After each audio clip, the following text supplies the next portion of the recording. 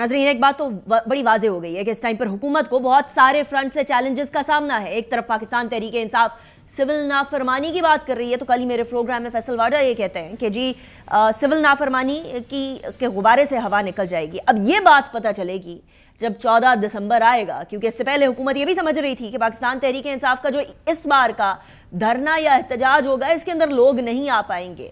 क्या इसको टैकल करने के लिए हुकूमत तैयार है या नहीं है, ये एक अहम सवाल बनता जा रहा है। लेकिन चैलेंज अगर इधर तक सिर्फ होता, कंटेन्ड होता, तो बात अलग है। चैलेंज इससे आगे बढ़ रहा है और मौलाना फजलुर रहमान भी इस टाइम पर एहतजाज मोड में आ चुके हैं। कल उन्होंने एहतजाज तो करना ही है। वो कह रहे हैं कि इस्राइल मुर्दाबाद के नारों के बाद कहीं ऐसा ना हो कि हुकूमत के मुर्दाबाद के नारों की आवाजें भी लगना शुरू हो जाएं।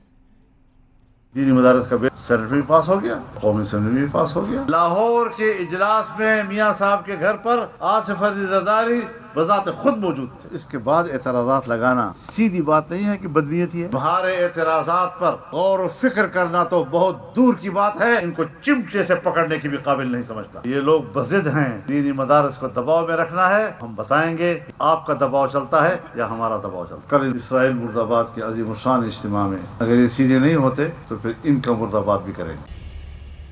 अब ये सूरत हाल हुकूमत के लिए यकीनन गंभीर जरूर है। लेकिन दूसरी तरफ फवाद चौधरी एक सजेशन दे रहे हैं। वो कह रहे हैं कि कौमी हुकूमत की तरफ आ जाए। यानी क्या हुकूमत को वाकई में इतने खतरात हैं कि अब कौमी हुकूमत की तरफ आना पड़ रहा है और इसके लिए सारी की सारी जमातों को जो तैयार करना पड़ेगा वो पॉसिबिलिटी लेकर किधर से आ रहे हैं। साथ ही वो ये भी कह रहे हैं कि मौलाना फजलुर रहमान जो है वो हुकूमत के लिए इस टाइम पर इंपॉर्टेंट हैं। नॉट जस्ट दैट, उन्होंने ये भी कह दिया कि मुज़ाकरात करने हैं तो फिर करने खान से, यानी उन्होंने मुज़ाकराती टीम को भी नलिफाई कर दिया एक तरह से पीटीआई की। सुने।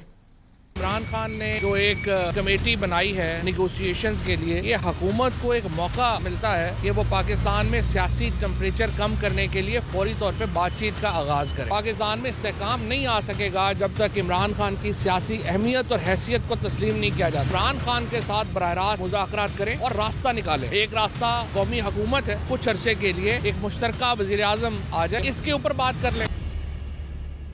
अब ये सिचुएशन इस तरह से बन रही है कि मुज़ाकरात के हवाले से अली अमीन गंडापुर भी कह रहे हैं कि मुज़ाकरात की अगर हम ऑफर कर रहे हैं तो ज़ात के लिए तो नहीं कर रहे हैं, मुल्क के लिए कर रहे हैं। अब ये मुल्क के लिए क्या क्या हो सकता है ये बड़ा अहम है।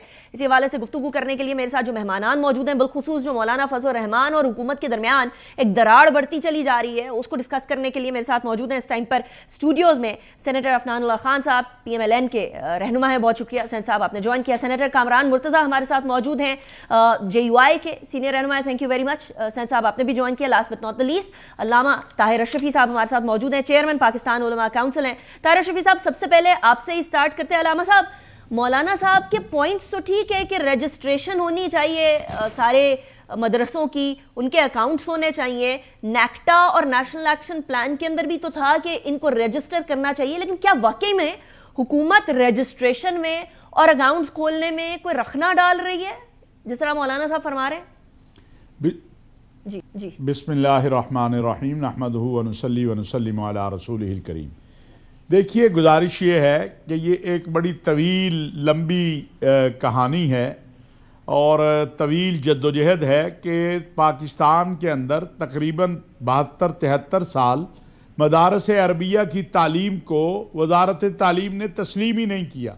एक नोटिफिकेशन था HESCP का और उसके अलावा उसके बाद बड़ी लंबी बहस व तमहीस, बड़ी इज्तिमा, बड़ी मीटिंगें जनरल बाजवा साहब के दौर में और बाकी हुई, जिसमें यह तय हुआ कि जो मदारस अरबिया हैं इनकी रजिस्ट्रेशन, इनके उमूर वजारत तालीम के साथ मुंसलिक किए जाए, वजारत सनत के साथ।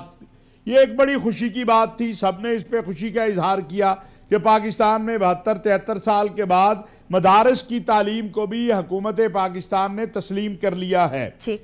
उसके बाद तकरीबन 10 पहले 5 बोर्ड थे, फिर 10 बोर्ड हो गए, 15 हो गए टोटल। 15 बोर्ड में से 10 बोर्ड जो हैं वो इस वक्त जो वजारत तालीम के साथ एक डायरेक्टरेट बनाया गया है रिलीजियस एजुकेशन का, उसके साथ रजिस्ट्रेशन करवा रहे हैं, उनके बैंक अकाउंट भी खुल रहे हैं और 18,000 मदारिस 25,000 में से 24,000 में से इस वक्त तक अपने आप को उस डायरेक्टरेट के साथ रजिस्टर्ड करवा चुके हैं।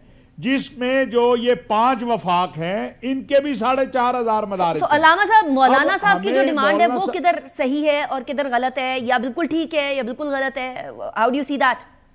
देखिए, मौलाना साहब को अपना नुक्ता नजर रखने का हक हासिल है कि वो कहते हैं कि नहीं, हमारे मदारस वजारत सनत के साथ ही रजिस्टर्ड हो। बिल्कुल, अगर मौलाना का ये मौकफ है उनके मदारस वजारत सनत के साथ रजिस्टर्ड होने चाहिए तो वो कर लिए जाए, लेकिन जो 18,000 मदारस जो हैं वो वजारत तालीम के साथ मुंसलिक हो चुके हैं तो उनका क्या करना है? यानी असल मसला तो मदरसे का तालीम है, सनत नहीं है। असल मसला मदरसे का तालीम है, वजारत दाखिला नहीं है। और फिर अगर जमहूरी एतबार से भी देखा जाए तो 5 बोर्ड एक तरफ हैं और 10 बोर्ड एक तरफ हैं, और दूसरे एतबार से देखा जाए तो 6,000 मदारस जो हैं वो बाकी हैं। 18,000 ने तो जाके वजारत तालीम के साथ अपने आप को मुंसलिक कर लिया है। स्टेट बैंक ऑर्डर जारी कर चुका है कि इन मदारस के अकाउंट खोले जाएं और उनके अकाउंट